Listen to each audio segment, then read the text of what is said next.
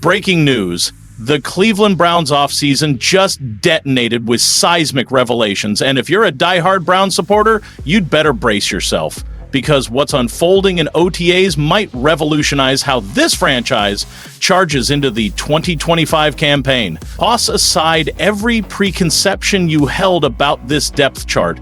Because a fifth-round rookie quarterback is dominating the headlines, a dynamic new running back is bursting onto the scene, and a once familiar face under center may no longer even be part of the conversation. And trust me, we're only scratching the surface.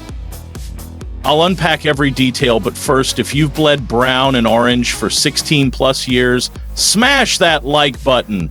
Shout out to the fans who stayed loyal for over 30 years. Your passion is unmatched. With the deepest respect, drop a comment like, "Let's go Browns! Together we are unstoppable." Let's kick things off with the name that's suddenly electrifying the entire dog pound, Shedeur Sanders. Sure, you know him from Colorado, but this kid has proven he's more than just a college standout. Fifth rounder? That label is quickly looking like a misfire. Sanders arrived in Berea and made an indelible impression that few rookies ever do. Precision in the passing game, composure in the red zone, and an escalating rapport with his targets. All of it was on full display at OTAs. Now remember, we're talking jerseys and shorts, not full pads. He hasn't consistently faced a first-team defense. But the tools, the reads, the processing, the arm talent, it's all there. And while no one's penciling him in as the Week 1 starter over Joe Flacco, let's be crystal clear, Flacco doesn't take the opening snap. The only name that deserves to be in the QB2 conversation is Shedeur Sanders. But Sanders isn't the lone rookie turning heads. Quinton Quinshon Judkins is making the game look effortless, as in NFL ready from day one, effortless.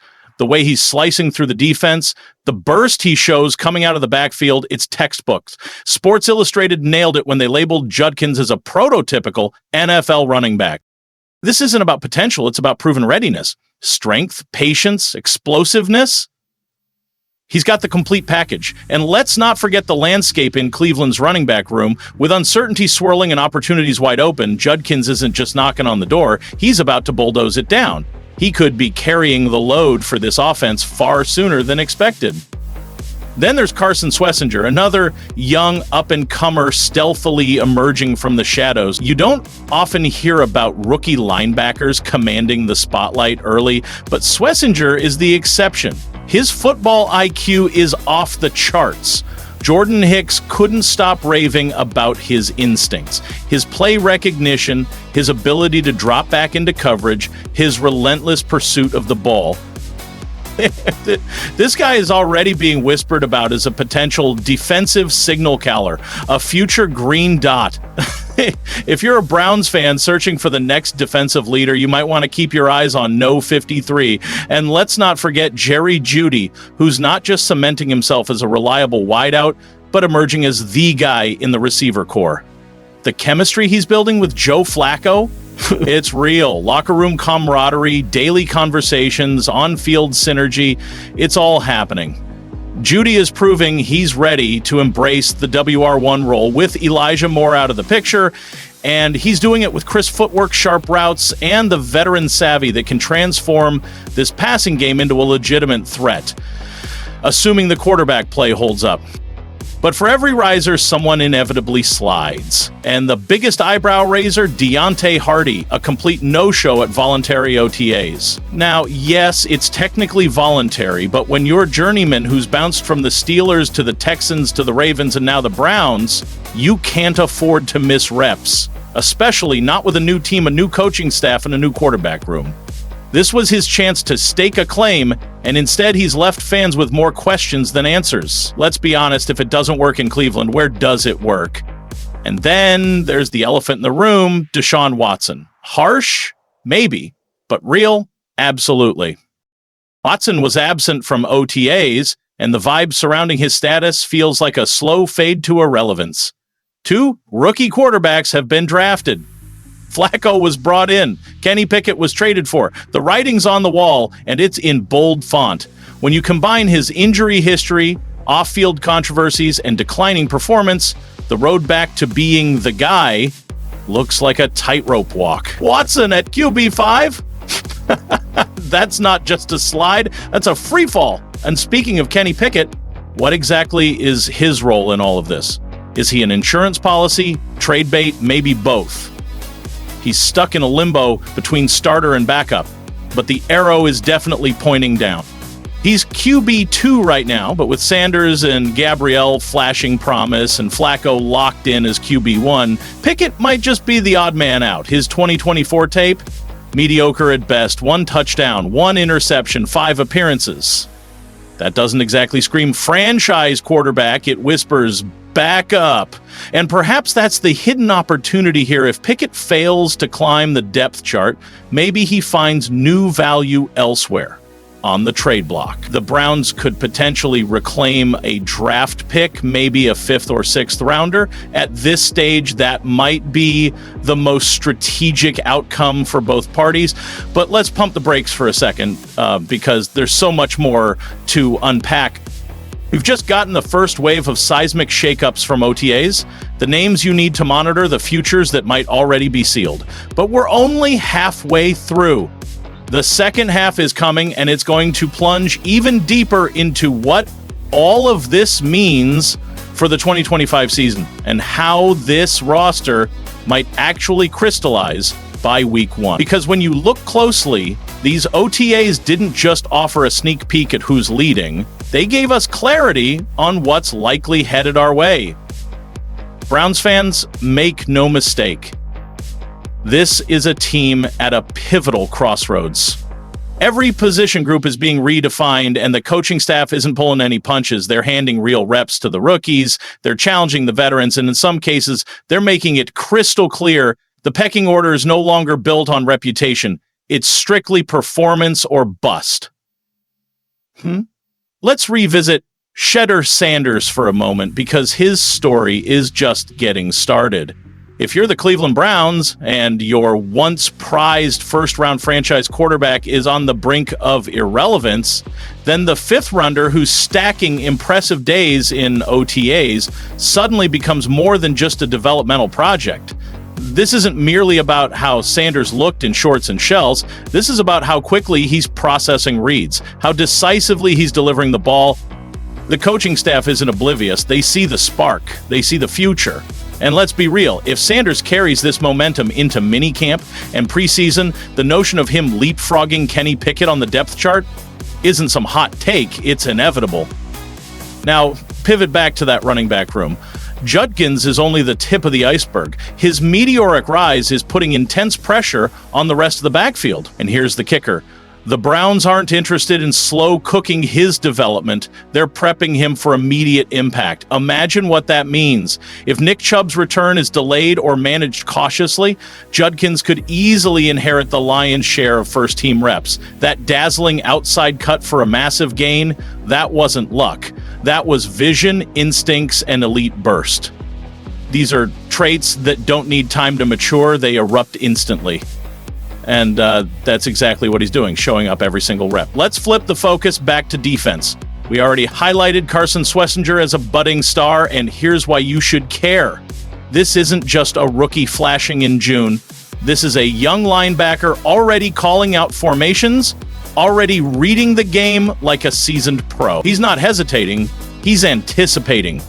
Coaches crave that. Teammates respect that.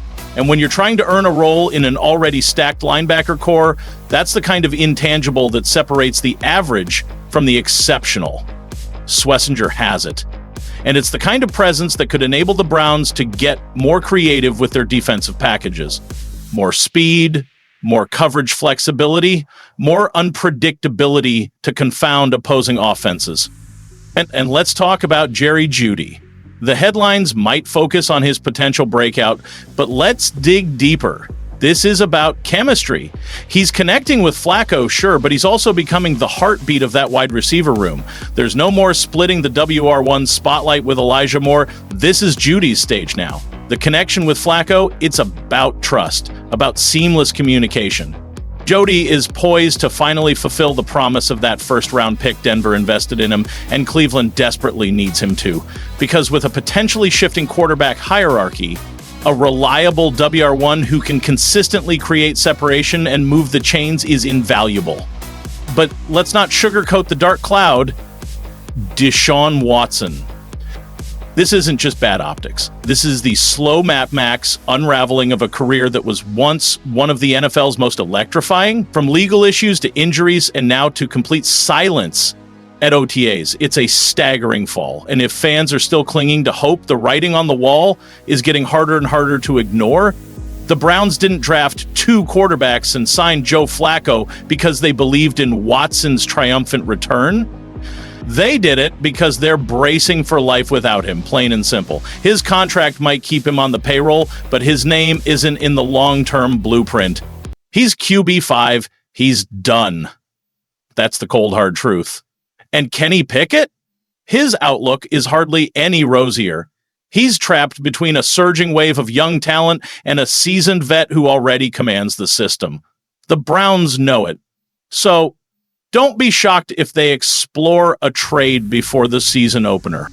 There are teams out there that might gamble on him as a backup option, and if Cleveland can flip him for a mid to late round pick, that's a win, because right now, he's not part of the master plan. So here's the bottom line. Sanders is surging. Judkins is primed. Swessinger is ascending. Judy is ready. Meanwhile, Watson and Pickett are fading. For Browns fans, that stirs both anticipation and anxiety.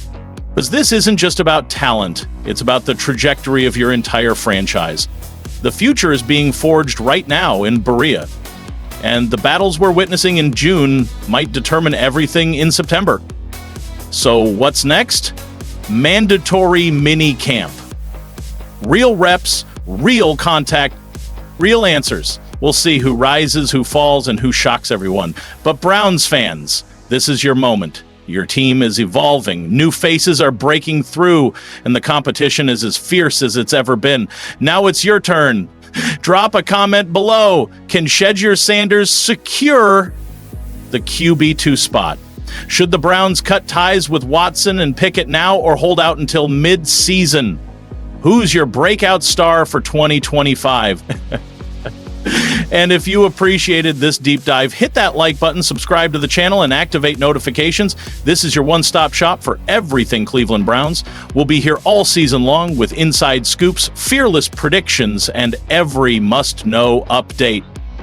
What if I told you that the destiny of the Cleveland Browns 2025 season might not rest solely on the shoulders of one man, but rather on the collective impact of 3? Each standing at a crucial intersection of expectations, untapped potential, and mounting adversity. Imagine, behind the scenes of one of the NFL's most dynamic defensive front sevens, a story quietly taking shape. One of leadership off the field, a rookie walking a dangerous tightrope, and a megastar re-signing not just for accolades, but for responsibility. I'll unpack every angle in detail, but first, smash that like button and let's dive right in. Let's talk about Myles Garrett. The Cleveland Browns didn't just double down on their franchise cornerstone this offseason. They tripled down.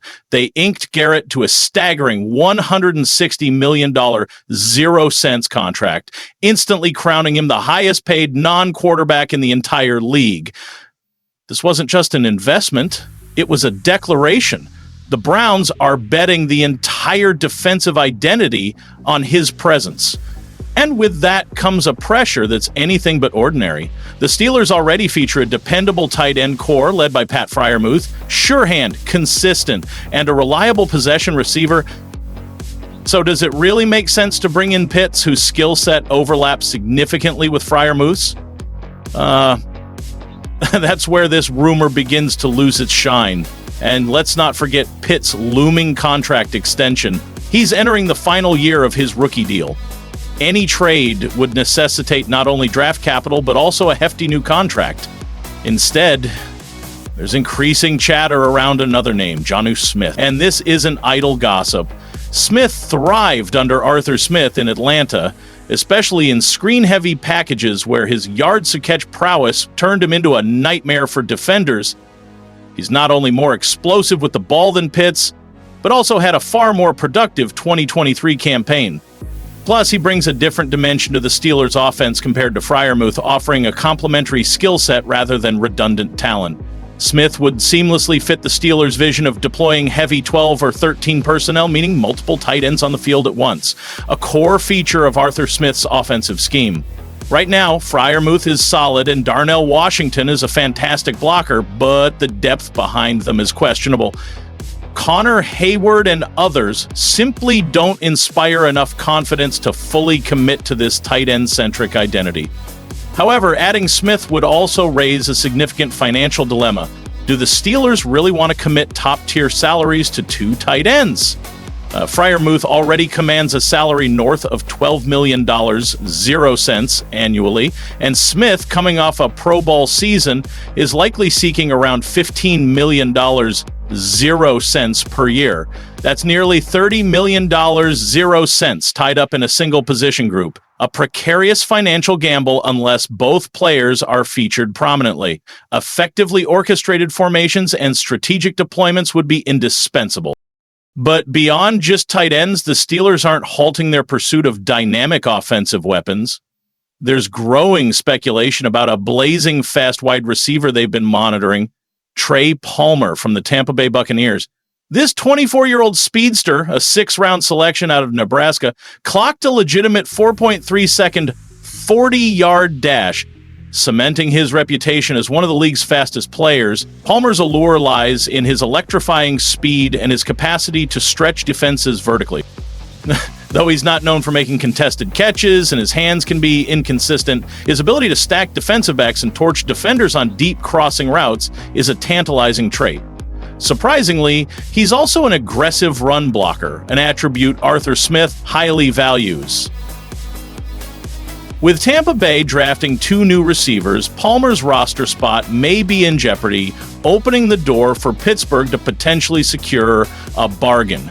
A late-round pick swap might be all it takes to bring him in. Palmer isn't the only name circulating. John Mechie has also been floated as a viable target, a young, cost-controlled receiver with refined route running and reliable hands. Yet if the Steelers are truly going all in, one development cannot be overlooked: the looming presence of Aaron Rodgers. There's mounting anticipation that Rodgers could sign with the Steelers before the June 10th mandatory minicamp. Should that transpire, veteran receivers like Amari Cooper or Keenan Allen, both of whom have reportedly been hesitant to commit without clarity at quarterback, could suddenly become legitimate targets. Imagine this scenario: Aaron Rodgers under center, firing passes to George Pickens, Amari Cooper, or Keenan Allen, with Jonnu Smith and Pat Freiermuth wreaking havoc in tight end sets, while Trey Palmer blazes downfield, stretching defenses to the brink. That's an offense built to win now, an offense designed to chase championships. With Cam Hayward's career entering its twilight, the urgency is palpable. Omar Khan and Mike Tomlin have signaled clearly the time to win is now. Yet amid all this potential wheeling and dealing, from trades for Pitts or Smith to eyeing Palmer, Cooper, or Allen, one pivotal question emerges: which move makes the most strategic sense for the Steelers right now? Steelers Nation, sound off below. Should the Steelers go all in on Jonnu Smith, Kyle Pitts, or should they prioritize upgrading the wide receiver core first? Let's dissect this rapidly evolving situation, because the decisions made in the next few weeks could define the Steelers' 2025 season and perhaps the legacy of this front office under Omar Khan. Starting with Jonnu Smith, it's essential to appreciate why he's more than just a convenient option. He's a tactical chess piece, bringing athleticism, versatility, and a proven track record within Arthur Smith's system. If the Steelers truly intend to lean heavily on 12 and 13 personnel packages, they can't simply rely on Freiermuth and Darnell Washington. Jonnu's presence would allow Pittsburgh to diversify its tight end usage. He's not just a blocker or a possession target. He can line up in the backfield, shift into the slot, and become a screen threat at any moment. And this isn't just theoretical. Smith was used extensively in these roles by the Falcons in 2023, earning a Pro Bowl selection and proving he's still a dynamic asset. The goal here isn't redundancy, it's versatility. Jonnu Smith brings a unique dimension that Freiermuth doesn't, and that contrast could make Pittsburgh's offense far more unpredictable. But that price tag still looms large. If Pittsburgh pulls the trigger on a trade, they'll need to compensate him handsomely. That opens the door to a crucial question. Can the Steelers justify investing nearly $30 million, 0 cents, annually in tight ends in today's NFL? If you're building a bruising smash-mouth offense anchored by tight ends, maybe, but it has to deliver results. If Arthur Smith's system falters, or if the team fails to creatively utilize both Smith and Freiermuth, this could become an expensive misstep. Fans remember all too well previous instances of overinvesting in certain positions without seeing the returns. Shifting focus to the wide receiver room again, the Steelers still have an undeniable void. Beyond George Pickens, who has blossomed into a legitimate number one threat, the depth chart is unsteady. Calvin Austin II boasts blazing speed, but his size and consistency are question marks. Van Jefferson fits the system, but doesn't move the needle. Robert Woods brings veteran leadership, but appears to be past his prime. That's what makes Trey Palmer such an intriguing option. He's young, affordable, and possesses game-breaking speed that none of the current receivers can replicate. Imagine defenses forced to respect both Pickens' physicality and Palmer's deep threat. It would force secondaries to play honestly, opening up the middle of the field for tight ends and checkdowns. Palmer's speed stretches defenses both vertically and horizontally, creating mismatches everywhere. Yes, his hands remain a concern. He's had drop and fumble issues, but his upside is undeniable, especially considering that Tampa Bay's recent draft moves make him expendable. This is precisely the kind of low-risk, high-reward acquisition that astute front offices covet. Thank you guys. See you next video.